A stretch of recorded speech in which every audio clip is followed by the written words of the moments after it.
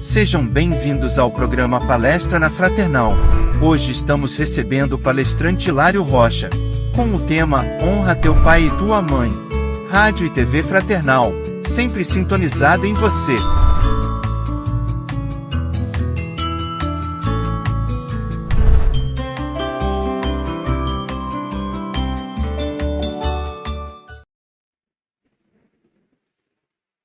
Amados irmãos, muito boa noite, mas boa noite mesmo.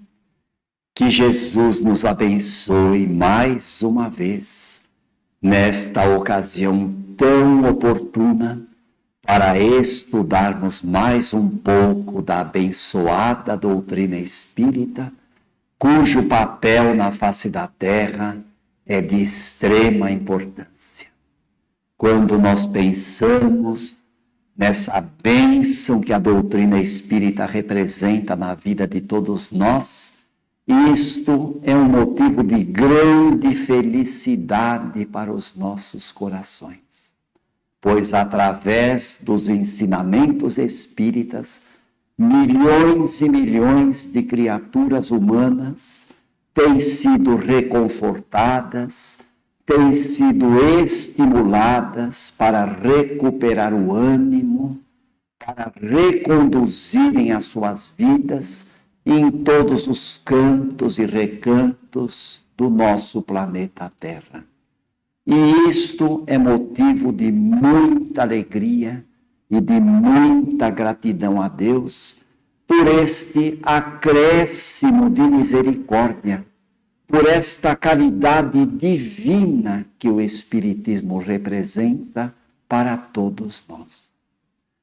O Espiritismo veio ao mundo como orvalho da madrugada, para realmente varrer a escuridão dos corações, acenando-nos com as mais lindas esperanças e certezas confirmadas pela experimentação científica. Em todos os ramos do conhecimento humano está presente a doutrina espírita. Kardec assinalou no seu livro A Gênese, esse livro extraordinário da codificação, a Gênese, os milagres, as predições a respeito das orientações espíritas, a Gênese, os milagres e as predições e as gerações futuras, segundo o Espiritismo, Kardec assinalou que o Espiritismo é uma ciência magna, é uma ciência de grande porte que toca em todos os ramos do conhecimento humano e que caminha no seu dinamismo com as conquistas científicas também.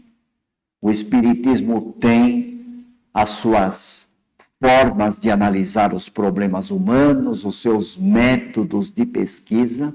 O objeto da ciência espírita é o espírito imortal e, consequentemente, o Espiritismo tem todos os seus fóruns de cidadania como ciência. Partindo desta premissa, meus irmãos, e sabendo que o Espiritismo traz a luz do esclarecimento para problemas afligentes da caminhada humana, nós vamos hoje adentrar no nosso estudo na questão da família, para ressaltar a importância do Instituto Familiar. Principalmente num momento intrincado como o nosso, nesse instante de transição, de reciclagem de valores pelo qual o planeta Terra passa, a presença da estrutura familiar se constitui num elemento de grande importância para o processo evolutivo das criaturas. Porque é na família, meus irmãos, que o ser humano, que o espírito reencarnado tem a possibilidade de desenvolver os seus primeiros ensaios de sociabilidade. A família continua sendo a primeira forma de sociabilização da criatura humana na face do planeta Terra. É nela que acontecem as reencarnações, que os espíritos se reagrupam para solidificar afetos, para consolidar conquistas, para acertar contas de pendências que ficaram mal resolvidas no passado, como também para evoluir em conjunto, para realizar uma semeadura de afeto, uma plantação de amizade, de bom ânimo, de respeito, de consideração. E dentro da família, meus irmãos, nós temos as figuras de papai e de mamãe, figuras importantíssimas. E dada a proximidade do Dia das Mães que nós tivemos, nessa semana que findou-se, nós resolvemos hoje fazer essa reflexão com os nossos companheiros.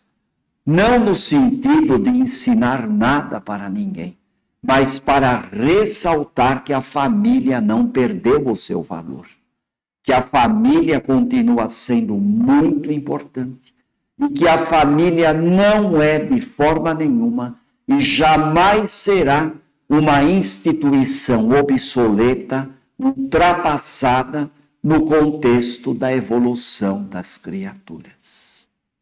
Para dar suporte à nossa conversa da noite, nós fomos buscar subsídio em o Evangelho segundo o Espiritismo.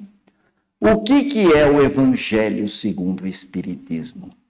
O Evangelho segundo o Espiritismo é o estudo dos ensinamentos de Jesus, das máximas apresentadas pelo Cristo, sua concordância com os ensinamentos espíritas e as suas aplicações às diversas situações da vida das pessoas.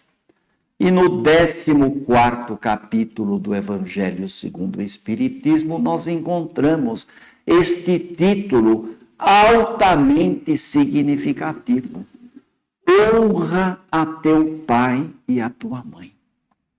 E abrindo o capítulo do Evangelho segundo o Espiritismo, nós vamos encontrar uma citação muito importante que nós vamos perceber tanto no livro do Êxodo, que é o segundo livro do Primeiro Testamento da Sagrada Escritura, como também uma citação equivalente, mas feita por Jesus, e que se encontra nos evangelhos de Mateus, de Marcos e de Lucas. Lá no livro do Êxodo, no capítulo 20, nós vamos encontrar os 10 mandamentos da lei de Deus. Os 10 mandamentos que foram recebidos por via mediúnica através de Moisés. O livro do Êxodo, para quem não sabe, é um livro da Sagrada Escritura que nos mostra a saída do povo hebreu do jugo do faraó, a saída do povo israelita da terra do Egito. E este êxodo, esta saída do povo israelita da terra do Egito, foi orientada por Moisés, esse grande patriarca do povo israelita, esse legislador extraordinário, mensageiro de Jesus, portador de uma mediunidade extraordinária, e que conduziu o povo israelita durante 40 anos no deserto, tudo sob orientação do plano espiritual. Nós podemos perceber, meus irmãos, que já na mais remota antiguidade, muito antes da vida de Jesus na face da terra, o plano espiritual já estava nos ajudando por determinação da misericórdia divina e por orientação do próprio Cristo. Evidentemente, meus irmãos, que as leis estatuídas por Moisés tiveram um cunho bastante autoritário, de muita severidade. E havia necessidade de que fosse assim, porque o povo hebreu no tempo de Moisés era um povo desorganizado, era um povo desencontrado, um povo extremamente indisciplinado, acostumado à servidão no Egito com muita indisciplina. Então havia necessidade de leis mais fortes que assustassem, que chocassem um pouco, até para conter os ânimos exaltados daquelas criaturas. E nos 10 mandamentos nós vamos encontrar alguns deles dizendo assim: não mates, não furtes, não cometas adultério, não digas falso testemunho contra o vosso próximo, não cometas fraudes. E no 4º dos mandamentos nós vamos encontrar: honra teu pai e a tua mãe, para terdes uma vida dilatada sobre a terra, que o Senhor teu Deus te haverá de dar.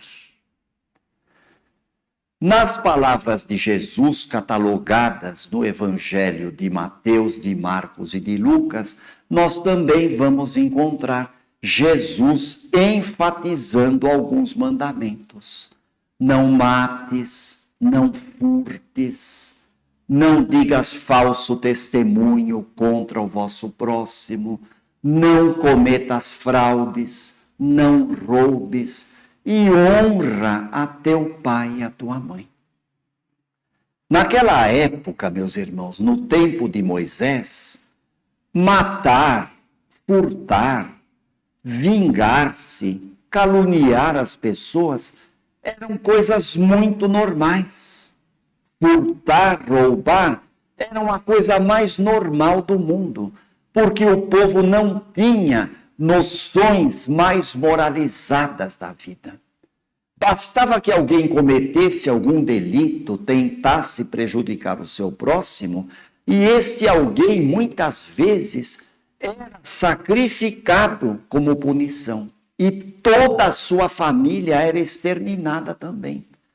Porque a autotutela, a vingança, era uma coisa muito comum no tempo da sociedade judaica, na época de Moisés. O próprio olho por olho, dente por dente da lei de Moisés, da lei mosaica, para aquela época, foi uma grande vitória. Foi até uma evolução, porque isso servia para conter aqueles ânimos irados e vingativos das criaturas. E depois, com o passar do tempo, com a atuação do plano espiritual e com os desígnios superiores de Deus estabelecendo as coisas no tempo certo, na época certa, Jesus viria ensinar o povo, aclarando a lei de Moisés em termos mais lúcidos, mais inteligentes, mais amorosos, mostrando o Deus de amor. Mas o ensinamento que está em comum é o 4º mandamento, que tanto no livro do Êxodo como nos evangelhos de Jesus nós vamos encontrar. Honra a teu pai e a tua mãe. E em o Evangelho segundo o Espiritismo, Kardec faz uma análise muito bonita deste tema, quando ele diz que honrar ao nosso pai e à nossa mãe não é divinizar papai e mamãe, não é ter pena de papai e de mamãe porque estão numa idade avançada, porque são mais velhos do que nós ou porque estão passando por alguma enfermidade. Honrar ao nosso pai e à nossa mãe é expressar o nosso dever de mais fundo reconhecimento e da mais profunda gratidão aos nossos pais.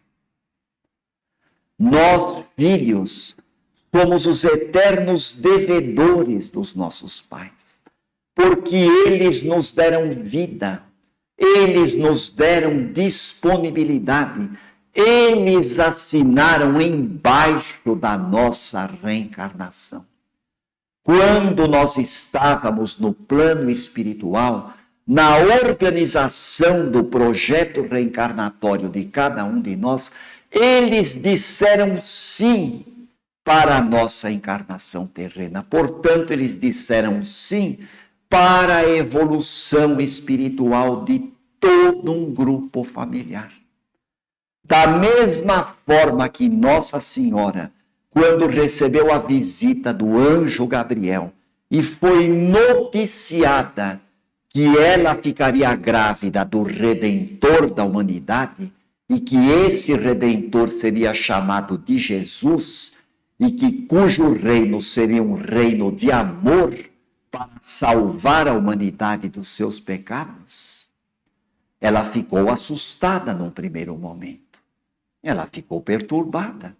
Afinal de contas, o que significava aquilo? Ela, uma mulher tão jovem, com tantas outras mocinhas da sociedade no tempo dela, tanta gente sonhando ser a mãe do Messias libertador, por que justamente ela foi a felizarda? Ela perguntou para o anjo: como que pode ser isso se eu ainda sou uma aprendiz da vida?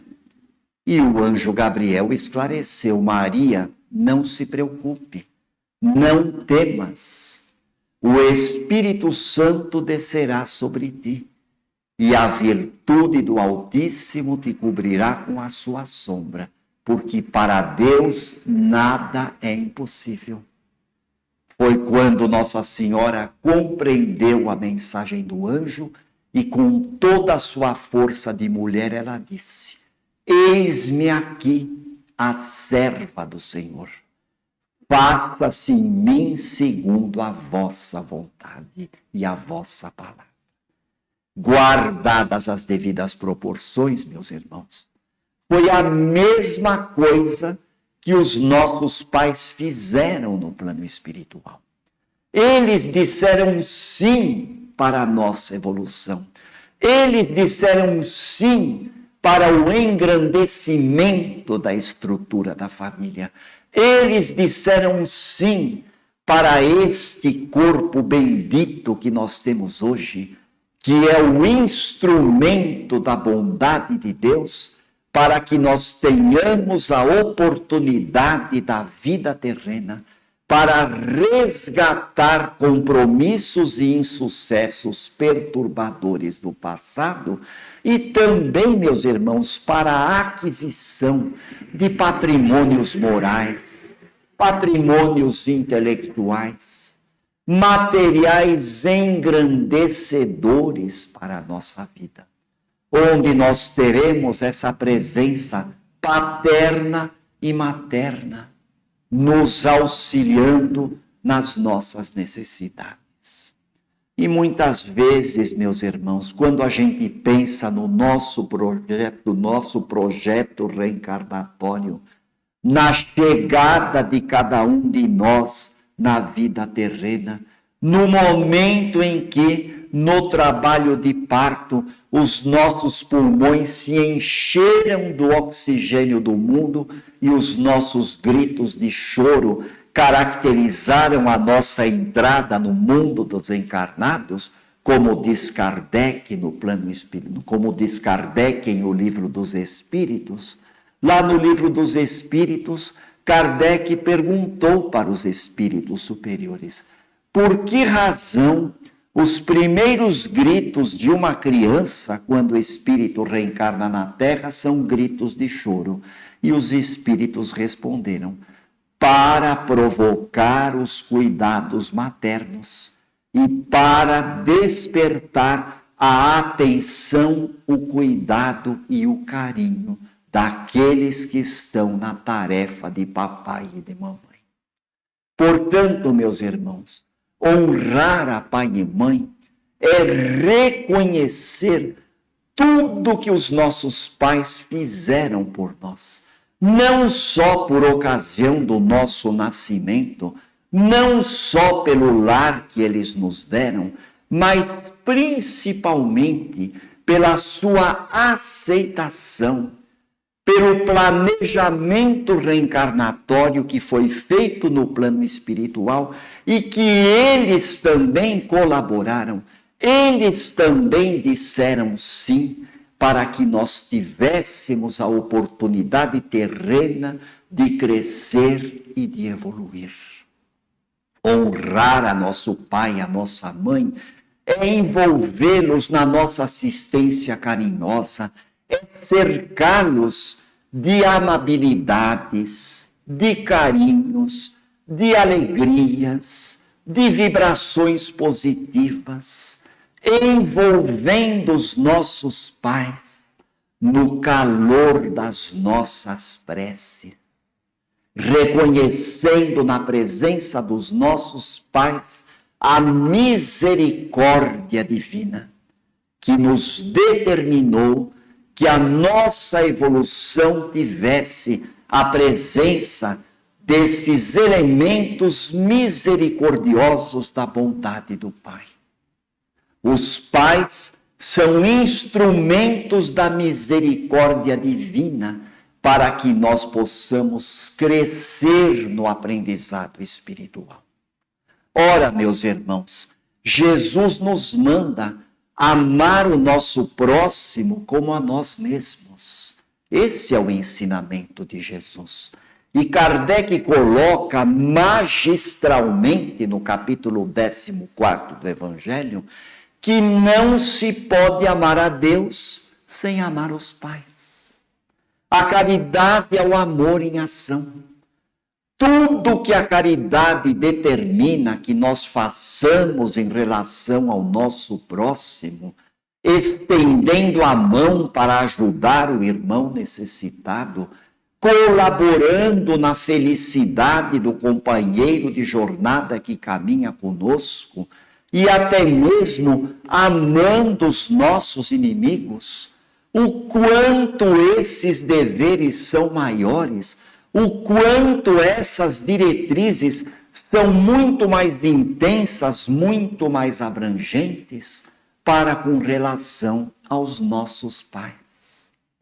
É por essa razão, meus irmãos, que a grande Joana de Ângeles, no seu livro Leis Morais da Vida, numa página chamada Deveres dos Filhos, ela nos orienta e ela nos diz: toda a gratidão do mundo, todas as oferendas de amor que os filhos puderem ofertar aos seus pais, toda assistência, todo o carinho, toda a dedicação, ainda assim não se comparam à grandeza dos gestos de renúncia, dos gestos de abnegação e a toda a assistência amorosa que os filhos receberam de seus pais desde o berço.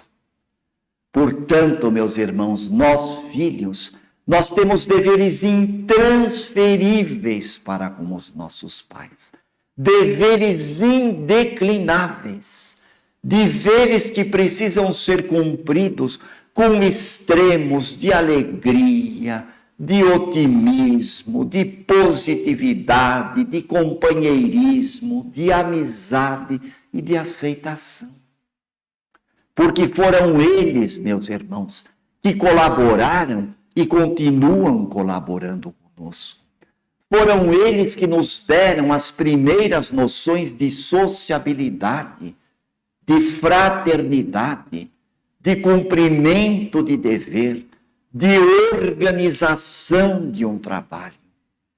Na assistência amorosa de um pai e de uma mãe, os filhos são iniciados no cumprimento dos seus deveres materiais e espirituais. E que felicidade, meus irmãos, quando nós vemos o devotamento de um pai, a dedicação de um pai, a assistência amorosa de uma mãe para com os seus filhos. Em O Livro dos Espíritos, meus irmãos, tem uma pergunta muito importante.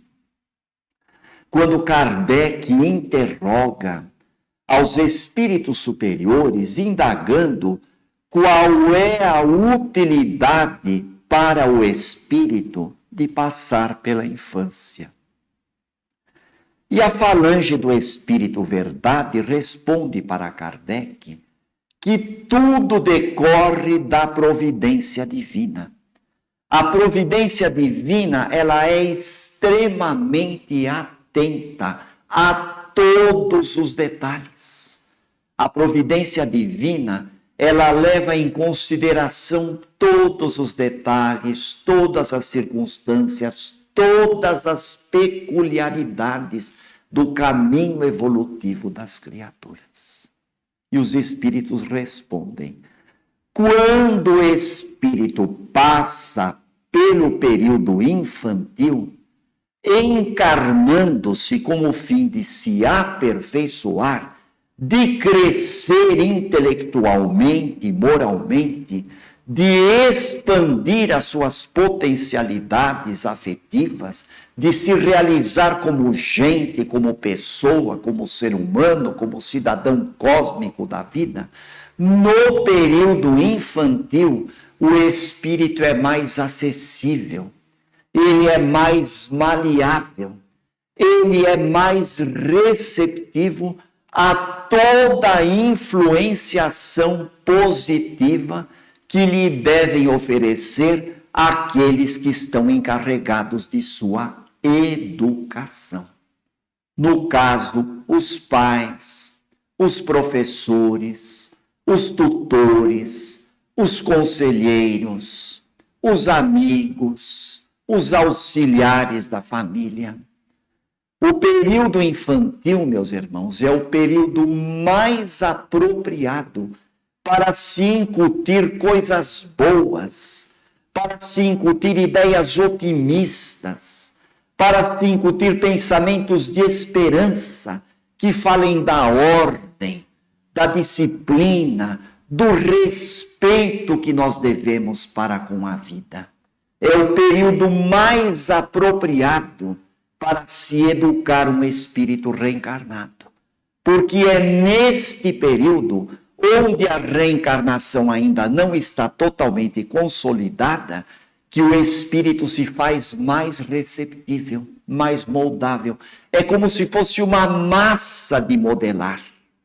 É como se fosse uma argila que vai sendo carinhosamente moldada pelos pais, pela sugestão positiva de um professor, pela palavra de bom ânimo de um conselheiro, pelo gesto de carinho de uma babá, pela expressão positiva de um tutor, de um acompanhamento, enfim, de todos aqueles que estão encarregados do processo de educação. E esta é a palavra, meus irmãos, nesta transição planetária tão difícil pela qual a Terra passa. O nosso planeta Terra é um planeta tão entristecido, tão bombardeado por vibrações desarmônicas, por expressões antagônicas que colocam as pessoas em conflito. Por quê, meus irmãos? Porque está faltando educação espiritual. Porque está faltando preparo das almas. Educação, um vocábulo que vem do latino, ex duceres, ex para fora, de dentro para fora, para o exterior, duceres, tirar, extrair, puxar, retirar, ou seja, tirar de dentro do espírito reencarnante as suas potencialidades, os seus cabedais positivos, as suas experiências valiosas que ele traz de outras vidas. Ah, mas nós também não vimos a Terra para dominar as nossas imperfeições e vencê-las? Claro que sim.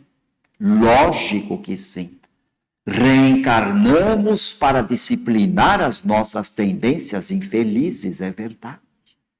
Mas nós também reencarnamos para colocar em prática as coisas positivas, aquele bocado de virtudes que também nós trouxemos do passado. Porque nenhum de nós, meus irmãos, é um poço de ignorância. Nenhum de nós é a representação da pura maldade. Nenhum de nós que está reencarnado hoje só tem crueldade dentro de si. Nós também temos coisas boas, também temos potenciais. E a educação amorosa no reduto do lar trabalha também as tendências positivas. No processo de educação, sob a tutela dos pais, 50% de papai, 50% de mamãe. A base harmoniosa do lar. Os maiores médiuns de materialização, meus irmãos, que existem na Terra, com todo respeito a Peixotinho, a Chico Xavier, a Ana Prado e tantos outros médiuns que se celebrizaram e se notabilizaram na mediunidade de efeitos físicos. Por que nós estamos falando isso, meus irmãos? Por uma razão muito simples. A maior sessão de materialização que pode existir na face da Terra, ela é proporcionada por 2 médiuns, papai e mamãe. As pessoas muitas vezes se achegam a nós tão curiosas. Ai, eu queria tanto ver um espírito se materializar. Eu queria tanto ver um espírito surgindo do nada, voando dentro da sala de reunião. Queria tanto que papai, que mamãe se materializassem para me dar um abraço. E muitas vezes, no afã da curiosidade, meus irmãos, nós nos esquecemos que cada um de nós é produto de uma sessão de materialização. No momento da concepção, meus irmãos, no momento em que a célula genital masculina, a célula sexual masculina, o gameta masculino espermatozoide, vence a grande corrida do aparelho genital feminino para encontrar o óvulo na tuba uterina, abraçando a célula feminina com o seu potencial de amor, para formar a célula ovo, naquele momento sagrado, em que o espermatozoide vence uma corrida de milhões e encontra a célula feminina, para formar a célula ovo, que começa a se dividir, 50% de papai, 50% de mamãe. Fecunda-se o óvulo, o espírito reencarnante começa a gerir aquele embrião que se forma, assumindo o controle da embriologia, da divisão celular. Uma autêntica e perfeita sessão de materialização. E quando aquele espírito encarnado vem ao mundo, na maternidade, na sala de parto, quando o choro indica que aquele espírito entrou para o mundo dos encarnados, que felicidade, que alegria, que realização. As dores do parto arduamente experimentadas pela mamãe, a expectativa ansiosa de papai se fundem no sorriso de gratidão para contemplar o resultado da mais linda sessão de materialização, proporcionada por papai e por mamãe.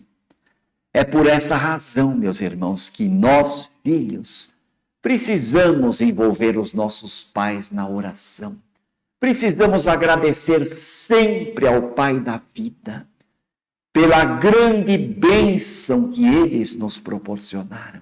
a bênção da vida, a oportunidade reencarnatória. E honrar pai e mãe, como diz Kardec, não é apenas respeitá-los e amá-los, não é apenas exercitar o dever de obediência e de condescendência, mas é envolvê-los na nossa mais profunda amizade, ampará-los em todas as suas necessidades, acompanhá-los sempre na maturidade, na senectude, na saúde, na doença, na jovialidade, na fraqueza das forças físicas, sendo a sustentação preciosa e a assistência carinhosa no dever supremo da piedade filial. Piedade filial não é ter pena, não é ter dó de ninguém. Piedade filial significa amar profundamente os nossos pais, com respeito e com gratidão. É bem verdade, diz Kardec, Kardec faz essa análise, Joana de Ângeles também. É bem verdade que existem pais que apenas procriam, fugindo à responsabilidade de educar. Existem pais que falham no cumprimento dos seus deveres de educadores. Nós sabemos que isso acontece. Não fazemos vistas grossas para esse tipo de problema. Mas não compete aos filhos, em hipótese alguma, julgar os seus pais com severidade e se revoltarem contra os seus pais. Porque se os pais falharam na sua missão, a própria consciência deles vai lhes alertar, vai lhes advertir. Porque, como disseram os espíritos a Kardec na questão 621 do Livro dos Espíritos, onde está escrita a lei de Deus? Na consciência de cada um de nós. Dia virá em que a consciência vai cobrar. A própria vida vai se encarregar de solicitar aos pais desatentos o dever de reparar o erro cometido. Os filhos não podem e nem devem julgar os pais com severidade, porque nós não dispomos de lucidez para isso. Nós não temos correção moral para executar qualquer tipo de julgamento. A falha no cumprimento dos deveres por parte dos pais de maneira alguma justifica o julgamento por parte da prole, de forma nenhuma. Por isso, nós, filhos, meus irmãos, devemos continuar respeitando os nossos pais e reconhecendo nos nossos pais a expressão humana da paternidade divina, a expressão humana da misericórdia de Deus. E lá no Êxodo, Moisés fala algo muito interessante. Honra teu pai e a tua mãe, para terdes uma vida dilatada sobre a terra, que o Senhor teu Deus te haverá de dar. Mas que coisa gozada, parece até contraditório. Moisés está prometendo a vida terrena e não a vida celeste. Como pode ser isso? Honrar os nossos pais é premissa para termos uma vida dilatada aqui na terra, nesse mundo tão desencontrado, tão confuso, com tantas injustiças e competições. Como pode ser isso? Kardec dá a chave, Kardec explica. A sociedade israelita no tempo de Moisés era uma sociedade indisciplinada, era um povo desencontrado, um povo rude para as noções de vida espiritual. O povo israelita no tempo de Moisés não tinha noções claras a respeito da espiritualidade, não tinha ideia da imortalidade da alma.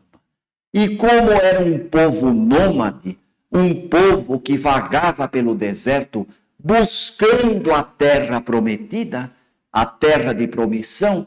Essa terra que Moisés fala era a terra prometida, a terra de Canaã, que era o objetivo das pretensões do povo. E mais tarde, com a vinda de Jesus, nós poderíamos entender completamente que esta terra prometida nada mais é do que uma terra espiritual, porque os judeus não tinham terra.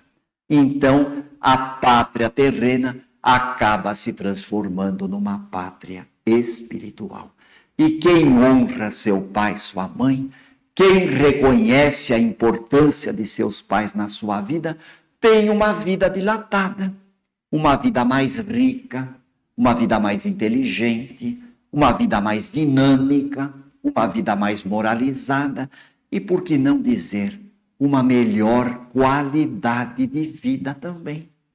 Honrar ao pai e à mãe é valorizar a família e, portanto, ter uma qualidade de vida aumentada na face da terra.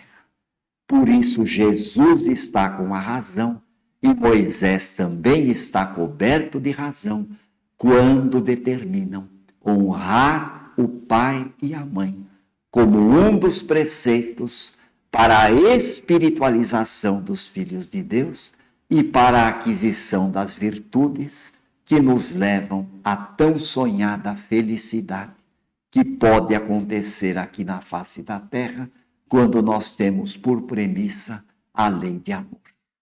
Muito obrigado por tudo, meus queridos, e um grande abraço a todos os papais e a todas as mamães nessa tarefa grandiosa de educação no Instituto Benemérito da Família. Graças a Deus.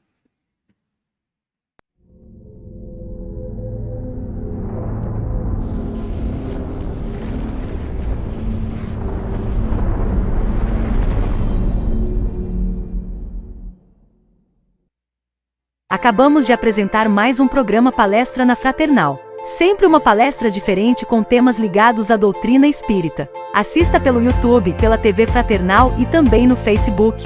Ouça pelo aplicativo da Rádio Fraternal e pelo site fraternal.net.br. Rádio e TV Fraternal, sempre em sintonia com você.